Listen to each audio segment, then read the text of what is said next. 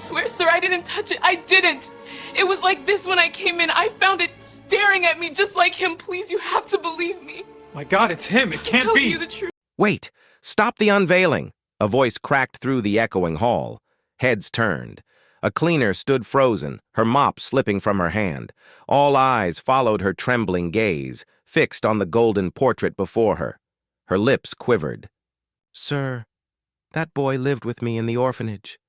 Gasps rippled through the crowd. The curator frowned. Cameras flashed.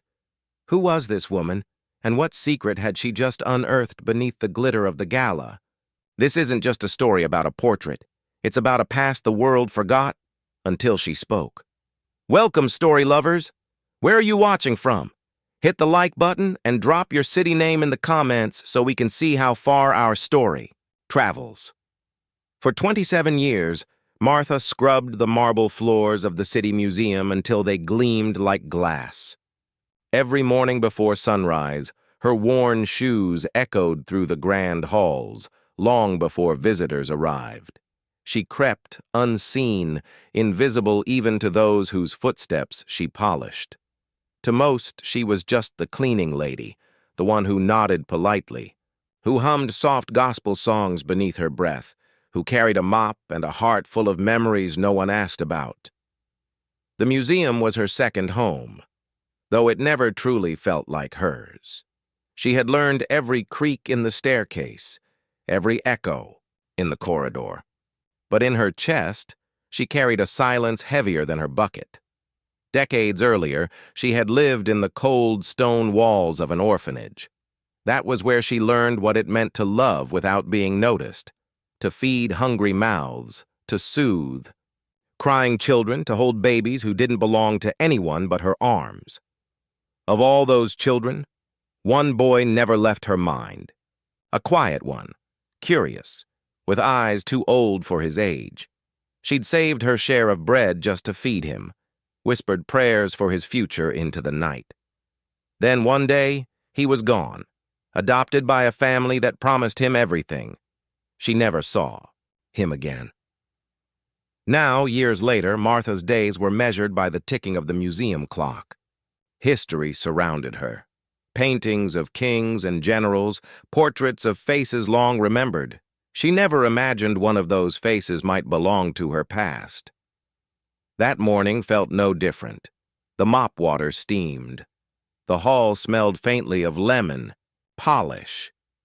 But something in the air was different, an energy she couldn't name. The curator had mentioned a new exhibit, a portrait unveiling. Martha thought nothing of it. Yet as she wheeled her cart past the velvet ropes, she felt her hands tremble. Someone was waiting behind that curtain, and the life she thought she'd buried was about to look back at her. The museum was unusually crowded that day. A new exhibit meant long speeches, polished shoes, and polite laughter that echoed through the marble corridors. Martha kept to the edges as always, moving silently between displays, her rag tucked neatly into her apron. The portraits hung tall, each face painted in oil and pride. She never looked too long at them. They belonged to another world, one she cleaned but never entered. But when the curator pulled the red velvet cover from the newest painting, a chill rippled through her. The room gasped in admiration, and Martha's mop clattered to the floor. There he was, the boy from the orphanage. Not a boy anymore, but a man immortalized in a gold frame and authority. His eyes, those same deep, searching eyes, stared back at her from the canvas. The plaque beneath the portrait read, "Senator Thomas Caldwell, a visionary of our time." The audience applauded. Martha couldn't move. The applause thundered, like waves crashing over the years between them. Her knees weakened. She remembered him as the child who would sneak into the kitchen for extra bread, who cried softly when it rained, who once told her he would change the world so nobody would ever feel small again. He had done it. Against everything, the poverty, the color of his skin, the weight of the world's eyes. He had risen. But the pride that welled inside her was shadowed by something else. Around her, whispers began. A woman in pearls murmured, "I didn't know he had black roots." Another chuckled softly. "He doesn't look it. Must have been luck." The words cut sharper than any blade. Martha's fingers clenched around her rag.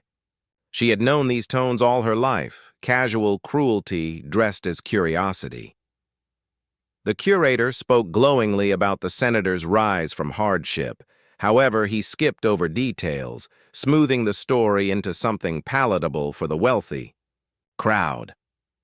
Martha wanted to shout the truth, that she had held him when he was hungry, that she had prayed over his fevered nights, that before the senator, there was a scared little boy who called her Mama Martha. But she stayed silent, invisible. In her uniform, her eyes glistened as she backed away, retreating to the shadows of the gallery. Still, she couldn't leave. Something inside her demanded she stay, an ache that refused to be buried under humility. Later, when the crowd dispersed, she walked toward the portrait. The lights dimmed, and the museum emptied. Alone, she stood before him. Her boy, now a man carved into history. Her reflection trembled in the glass that protected his image. "Sir, that boy lived with me in the orphanage," she whispered, the words catching in her throat. They echoed softly in the empty hall, swallowed by silence. She didn't see the guard approaching or the young journalist still packing his camera gear in the corner. He froze when he heard her words. Something about the way she said them, half pride, half heartbreak, made him turn his lens back toward her. And for the first time in decades, someone finally saw her. The young journalist's voice broke the silence. "Ma'am, what did you say?" Martha turned, startled. Her eyes glistened with the weight of years unspoken. The guard frowned, ready to dismiss her as an intruder, but the journalist stepped closer, lowering his camera. "You knew him?" he asked again. She nodded, trembling. "He was one of mine," she said softly. "At St. Mary's orphanage. I fed him when no one else cared." Her voice cracked, but there was pride in it too, a strength forged in silence. "Thuray." Guard smirked. "Lady, you better not start trouble. This event's for donors only." Trouble. That word again. The same one the world had always thrown her way when she dared to speak. But this time, something inside her refused to shrink. The journalist's recorder clicked on. "Tell me," he said. "Tell me who he was before all this." Martha stepped closer to the portrait. Her weathered hand trembled inches from the glass. "He was a child who used to cry when others were mean," she whispered. "He said one day he'd make them listen. I guess he did." The journalist looked between her and the painting, realization dawning. "People need to hear this," he murmured. But Martha only smiled through her tears. "They'll never believe it," she said. "Not from someone who cleans the floors, Lights dimmed further, leaving her silhouette before the portrait. One woman, two worlds, forever connected by love and silence. Dear audience, where are you watching from? Drop your city name in the comments. The next morning, the story was everywhere. Not the senator's portrait, but the woman who had recognized him. A cleaner's whisper had become a headline. The forgotten mother behind a political giant. Reporters flooded the museum, searching for the woman in the gray uniform, the one who had spoken the truth with trembling hands. Martha didn't seek attention. She never had. But her truth had rippled across screens and hearts. People began to ask questions. Not about fame, but about the invisible lives that build others' legacies. The senator himself, halfway across the country, saw her face on television. For a long moment, he said nothing. But when the cameras next caught him, tears had carved their own confession across his face. Weeks later, Martha returned to the museum. The same marble floors, the same echoes. But this time, people greeted her by name. A plaque now hung beside the senator's portrait. dedicated to those who lift others higher than themselves. She stood before it quietly, hands folded. The boy she once fed had become the man she always prayed he'd be, and finally, the world had seen what she always knew, that greatness is never born alone. As she turned to leave, sunlight spilled through the glass ceiling, painting her reflection beside his. 2 lives, 1 story, and somewhere between pride and peace, she whispered, he finally made them listen.